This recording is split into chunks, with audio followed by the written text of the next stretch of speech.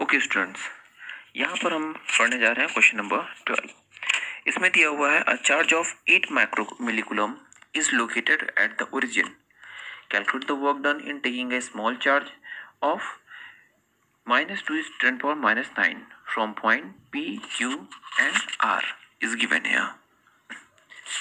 Point P हमारा दिया हुआ है 0,3 सेंटीमीटर, z एक्सिस पे है। पॉइंट Q दिया हुआ है 0,4,0 y एक्सिस पे है और R हमारा दिया हुआ है y z एक्सिस पे। हम एक एक्सिस कंसिडर करते हैं यहाँ पे, एक हमने एक्सिस कंसिडर किया y z एक्सिस, ये इसका ओरिजिन है और यहाँ पर हम चार्ज को लोकेट कर दे रहे हैं, that is 8 milli coulomb.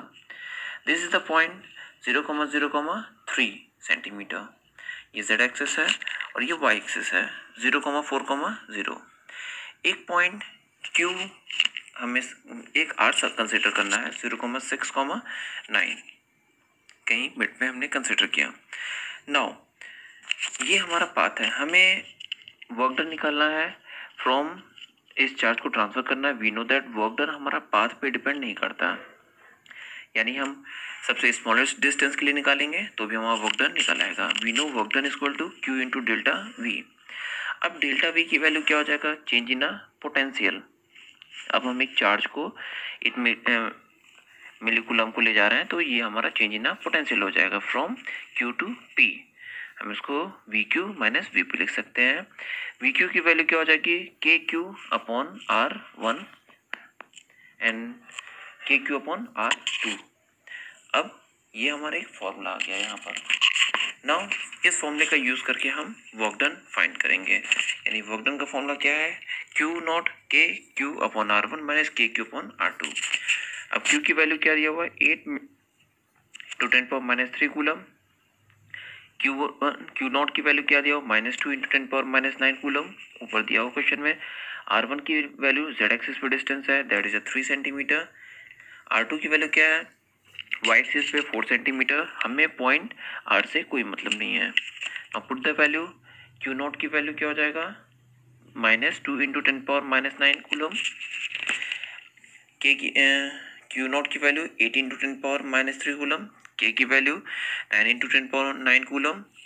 1 upon R1 की वैल्यू 4 इंटू 10 पावर -2 मीटर में चेंज कर दिया और R2 की वैल्यू 3 इंटू 10 पावर -2।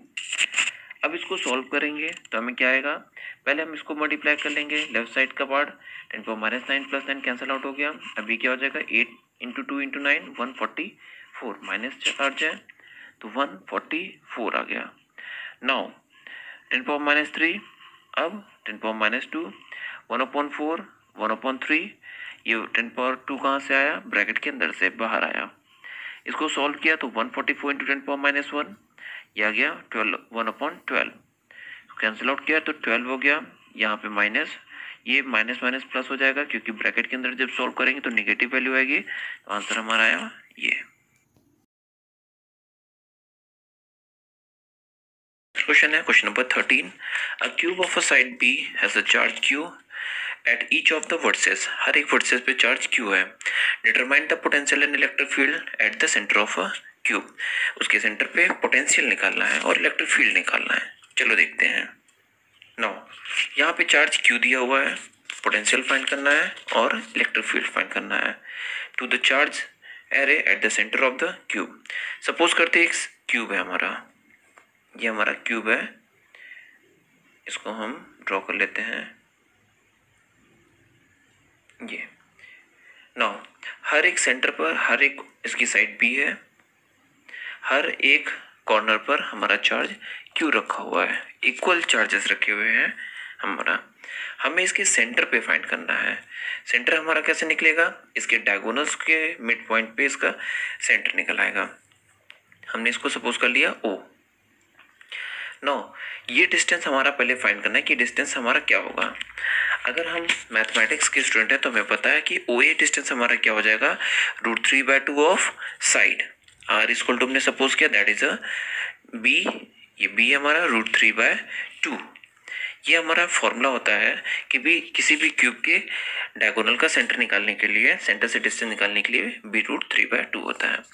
अब potential due to the charge क्या हो जाएगा K Q upon R, K Q की वैल्यू क्यू है, हम क्यू पुट कर देंगे अपॉन आर की वैल्यू b√3/2, 2 ऊपर हमारा चला जाएगा तो 2k into Q upon b√3, इतना वैल्यू होगा हमारा पोटेंशियल का, इतनी वैल्यू ऑफ पोटेंशियल हमारा क्रिएट होगा। तो हम लिख सकते हैं potential out at O due to all charge, total हमारे 8 चार्जेस हैं, तो जितना भी पोटेंशियल निकला है उसको हम 8 से मल्टीप्लाई कर देंगे, तो 8 इंटू 2 इंटू के इंटू बी अपॉन के इंटू क्यू अपॉन b√3, ये हो जाएगा 16k³ अपॉन b√3। ये हमारा फाइनल है, हम इसको और कर लेंगे, √3 से मल्टीप्लाई डिवाइड कर देंगे तो ये हम वैल्यू पुट कर देंगे, तो हमारा क्या आ जाएगा 4q अपॉन 4πε0 b√3, इतनी वैल्यू ऑफ पोटेंशियल जनरेट होगा टोटल इस क्यूब पर।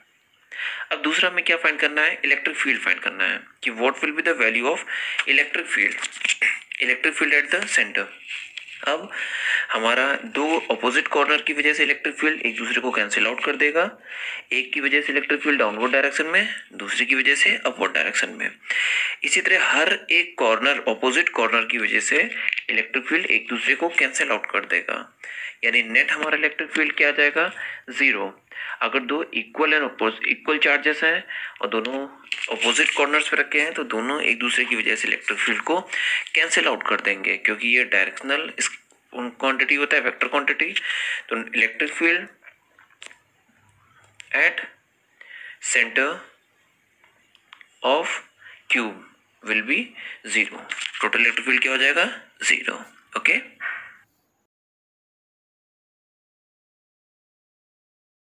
नेक्स्ट क्वेश्चन है हमारा, 2 tiny sphere is carrying a charge 1.5 microcoulomb and 2.5 microcoulomb located at 30 centimeter apart.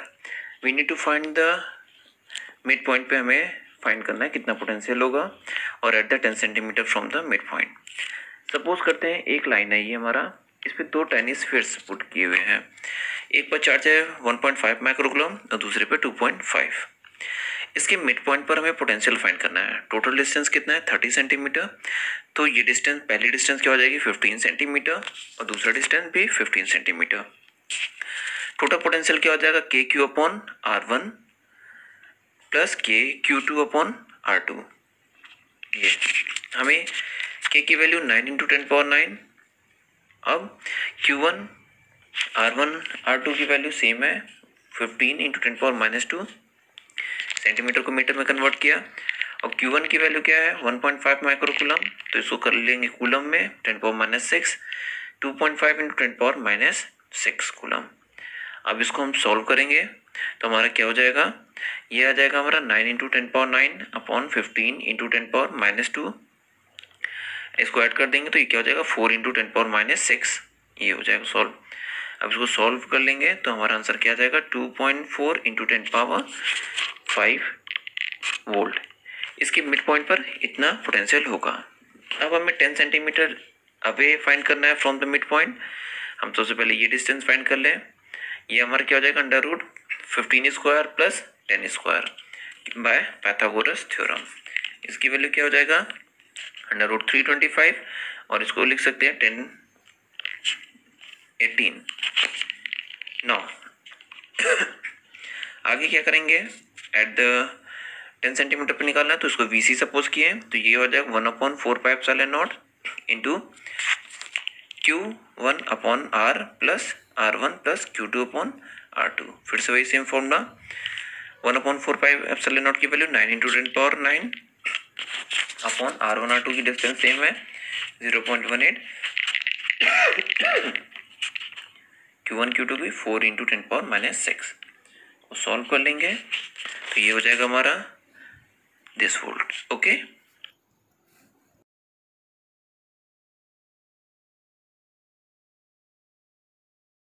next question is here, a spherical conducting cell of inner radius R1 and outer radius is R2 has a charge Q. A charge Q, small q is placed at the center of the cell. What is the surface charge density on the inner and the outer surface? हमें inner और outer surface पे surface charge density find करना है। चलो देखते हैं। Now radius लिख लिया R1 एंड R2 और चार्ज क्या है Q। इनर सरफेस पे चार्ज क्या है स्मॉल q। नाउ हम सपोज करते हैं हमें चार्ज सरफेस पे चार्ज डेंसिटी फाइंड करना है। सपोज करते हैं दो स्फेरिकल सरफेस है। नाउ इनसाइड रेडियस क्या है इनर रेडियस R1। ये हमारा कंडक्टिंग स्फेरिकल सरफेस है, ये कंडक्टिंग मटेरियल है, inner radius R1 and outer radius is R2। Surface पे इसके चार्ज q है कैपिटल Q। इनसाइड हमने स्मॉल q पुट किया। अब स्मॉल q की वजह से इनर सरफेस पर जो चार्ज होगा वो हमारा यहाँ पे प्लस q रखा हुआ है, तो इनर सरफेस पे क्या हो जाएगा माइनस q। इनर सरफेस पे क्या हो जाएगा माइनस q। अब इनर सरफेस पे माइनस q है तो आउटर सरफेस पे चार्ज क्या हो जाएगा capital Q plus plus q। Q ऐसा हो जाएगा क्योंकि जो सरफेस पे था सरफेस पे क्यू चार्ज था, क्यू से माइनस क्यू जब अंदर आ गया तो बाहर क्या बचा कैपिटल क्यू। बाहर सरफेस पे क्या बचेगा प्लस क्यू। जब अंदर सरफेस पे माइनस क्यू आ गया तो बाहर क्या बचेगा capital Q plus Q.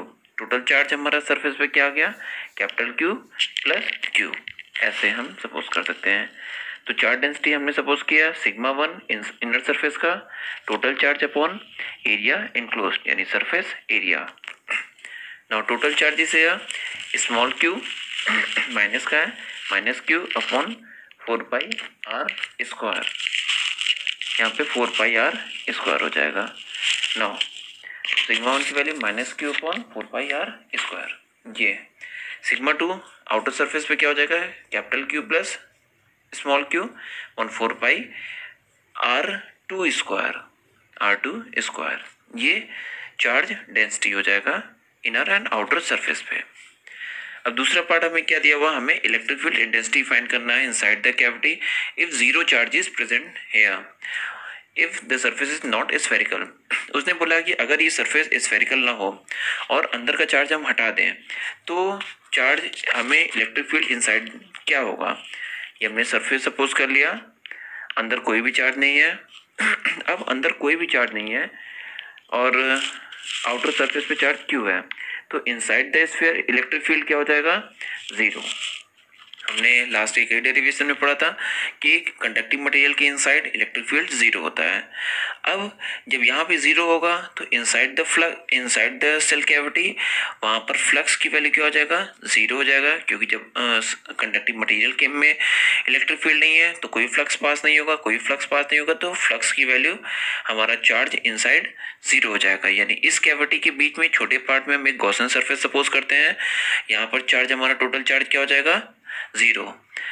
Flux Gauss law में क्या होता है phi equal to Q enclosed upon epsilon naught और ये किसके इक्वल होता है ई डॉट डी एस के इक्वल होता है। E dot D S integration लगा देंगे, क्लोज इंटीग्रल सरफेस है तो क्लोज इंटीग्रेशन लगा देंगे यहाँ पर close integral of E dot D S equal to Q enclosed upon epsilon not.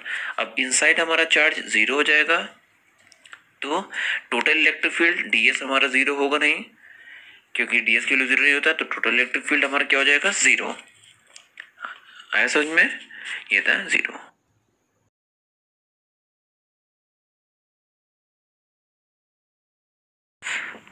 यहाँ पर दिया हुआ है a long charge cylinder of a linear charge density lambda is surrounded by the hollow coaxial conducting cylinder. एक charge cylinder है जिसके बाहर एक हॉलो सिलेंडर रखा गया हुआ है। What is the electric field in the space between the two cylinder?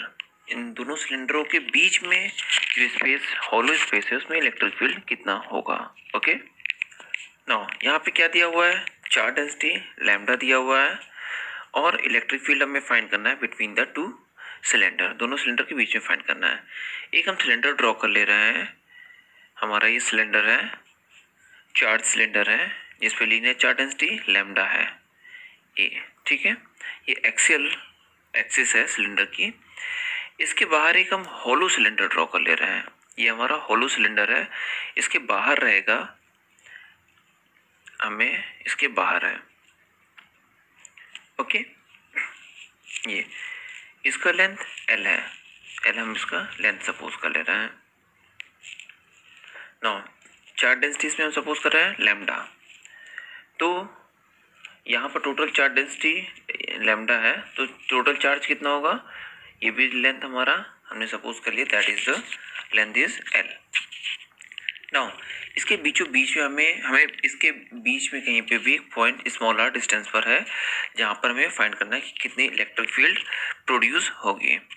अब इस पर हम प्लस चार्ज सपोज कर ले रहे हैं कि इंटरनल पार्ट पर हमारा प्लस क्यू चार्ज है, और चार्ज की वैल्यू कितना है, lambda into L, linear charge density का फॉर्मूला। अब इस प्लस क्यू की वजह से इनर सरफेस पे इस आउटर मोस्ट हॉलो सिलेंडर के इनर सरफेस पे माइनस क्यू चार्ज आ जाएगा। इंडक्शन प्रोसेस की वजह से माइनस क्यू चार्ज आ जाता है हमारा। अब लिख सकते हैं charge on inner surface of hollow cylinder is equal to minus Q charge. Okay, now इसके बीच में हमें कोई पॉइंट है, कहीं पे भी पॉइंट स्मॉल आर डिस्टेंस पे हमें सपोज करना है, जहाँ पे हमें इलेक्ट्रिक फील्ड फाइंड करनी है। सपोज कर ले रहे हैं ये इलेक्ट्रिक फील्ड की डायरेक्शन आउटवर्ड्स है, बाहर की तरफ है। नाउ इससे स्मॉल आर एक्सिस से स्मॉल आर डिस्टेंस पर एक पॉइंट सपोज करेंगे, जहाँ पे हम एक फील्ड फाइंड करेंगे। इसका हम एक गॉसियन सरफेस ड्रॉ कर ले रहे हैं, जहाँ पे पॉइंट पे हमने गॉसियन सरफेस ड्रॉ किया। पिछले डेरिवेशन में कई बार हम लोगों ने इस तरह किया था। हम एक गॉसियन सरफेस सपोज कर लेंगे स्मॉल आर डिस्टेंस पर एक्सिस से, और पॉइंट सपोज कर लेंगे, पॉइंट पर गॉसियन सरफेस ड्रॉ कर लेंगे। अब इसके बाद हम क्या करेंगे, हम गॉस लॉ अप्लाई करेंगे। अब देखो जो इसमें इलेक्ट्रिक फील्ड है वो हमारा सिलेंड्रिकल सरफेस से होगा। हमारा अपर सरफेस से, अपर सर्कुलर सरफेस पे इलेक्ट्रिक फील्ड जीरो होगा। पीछे कई डेरिवेशन में पढ़ा था, क्यों, बिकॉज ऑफ इलेक्ट्रिक डीएस की डायरेक्शन अप साइड में और इलेक्ट्रिक फील्ड की डायरेक्शन में के बीच में जो एंगल है वो 90 डिग्री है। तो on the circular part electric field will be zero, electric charge zero हो जाएगा, इलेक्ट्रिक फील्ड जीरो हो जाएगा। अब हम गॉस लॉ अप्लाई करेंगे, तो flux through the surface S phi इसको क्या हो जाए, Q enclosed upon epsilon naught. अब गॉस लॉ क्या हो जाएगा, E dot D S close integration हो जाएगा हमारा। ई डॉट डी एस दोनों के बीच में एंगल 0 डिग्री है, तो हम 0 डिग्री है तो हमारा कॉस थीटा की वैल्यू 1 हो जाएगा। अभी बाद में इसको अप्लाई करेंगे, ये हो जाएगा Q enclosed lambda into L upon epsilon naught. अब इसको लिख लेंगे E integration of D S, E integration of, E हमारा कांस्टेंट टर्म है बाहर आ गया, इंटीग्रेशन ऑफ डी एस हमने लिख लिया। नो ये हो जाएगा lambda L upon epsilon naught. अब ये इंटीग्रेशन ऑफ डी एस हमारा सरफेस एरिया है, तो E into surface area formula क्या है, 2 पाई आर इंटू एल। ये सरफेस एरिया हो जाएगा equal to lambda L upon epsilon naught. E की वैल्यू क्या हो जाएगा, lambda L upon 2 pi R into epsilon naught, L से L cancel out, epsilon naught भी होगा, यहाँ पर ऊपर भी होगा नीचे भी होगा एप्सिलॉन नॉट। तो फॉर्मूला क्या हो जाएगा, lambda upon 2 pi R into epsilon naught. ये डेरिवेशन हम लोगों ने पीछे किया भी था, जब हम लोगों ने वीडियोस पढ़े थे तो वहाँ पे डेरिवेशन किए भी थे। फॉर्मूला क्या आ गया, lambda upon 2 pi R into epsilon naught. Okay, ये था।